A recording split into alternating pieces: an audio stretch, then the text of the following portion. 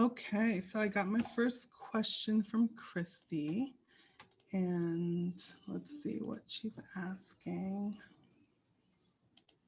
All right, so Christy says, I'm starting to build my private practice and I'm finding it overwhelming to make sure I have the correct forms for people to sign legally.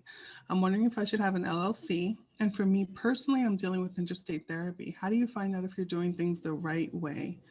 I've been considering consulting a lawyer. Would you suggest that? Okay, terrific.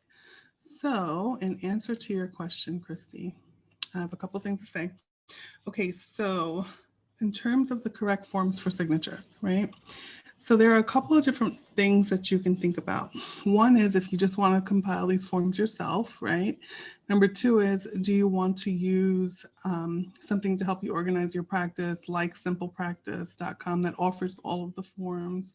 Or do you want to use another one that I wrote down here, clinicsource.com, which also is just the forms, right? Simple Practice helps you with organizing everything. So appointments, payments, they hold a credit card on file and make sure that it's billable.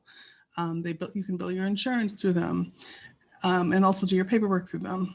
Something like Clinic Source is just gonna, you're gonna pay just for the clinical documentation piece.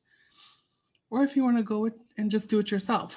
And if you want to just do it yourself, that's fine too. I'm definitely a believer in not creating expenses until you have profit and until you can show that you actually need these expenses, unless you're one of the lucky people who, doesn't have to think about things that way.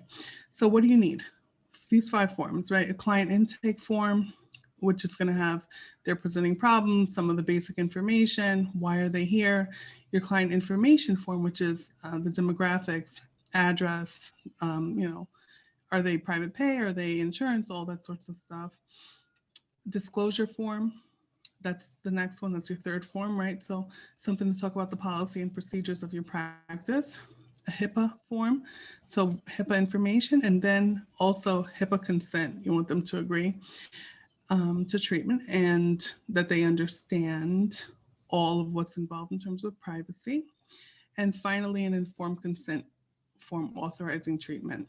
So those are the 5 key forms, right, that you would need to start out, that you can probably find online um, if you want to go that route. So again, that's client intake, client info, disclosure for policy and procedures, HIPAA information and consent, informed consent form authorizing treatment.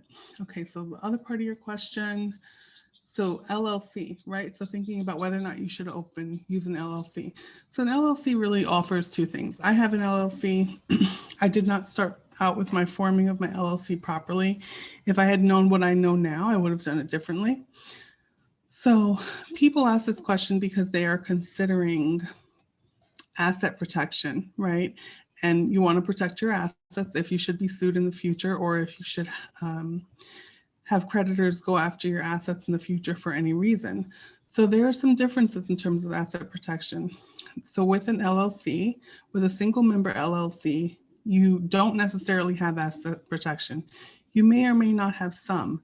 And so it's not automatic, right? So if you're sued, everything's presented to a judge who makes a decision about what's protected and what's not. This happens, all the time. The general law is that you have some asset protection with an LLC. Single member offers much less than a multi-member LLC. And you may or may not have any with a single member LLC. So in single member, meaning, are you going to be the only person who's an owner of that LLC? So if you want some legal protection around assets, then a multi-member LLC is your best bet, even if that other party is, someone who's not really involved in your business. This is maybe a parent, a friend of, someone you can really trust. And the other thing that your formation decides, right? So whether or not you go the LLC route, or you just do the work yourself, or you even an S corporation, like there are all these different sorts of ways to form your business. The other thing that's decided in that single member LLC or multi-member LLC versus sole proprietorship, which is when you just do your work and you do it under your name and you open a business account in your name, or a checking account in your name, and you only put the money that comes into your practice in that account. the other thing that this decides is how you're taxed, right? So if you're a single member LLC, you are taxed as a sole proprietorship. So you don't get any of the tax benefits of having an LLC in any way. But it does help, with, your professionalism, being able to apply for specific things, that sort of thing. So it's a tough call. If I was to give you advice on this, I would say if you have someone that you can really, trust and feel comfortable with, set up a multi-member LLC and go that route. And then finally, Christy asked about consulting a lawyer. Absolutely. You'll want to get an attorney who practices healthcare law. If you're interstate, I'm not sure if you're New York State and New Jersey, New York State and Pennsylvania, but I'm pretty sure probably New York State and one very close by state. You definitely want to have someone who can give you their legal expertise in both states.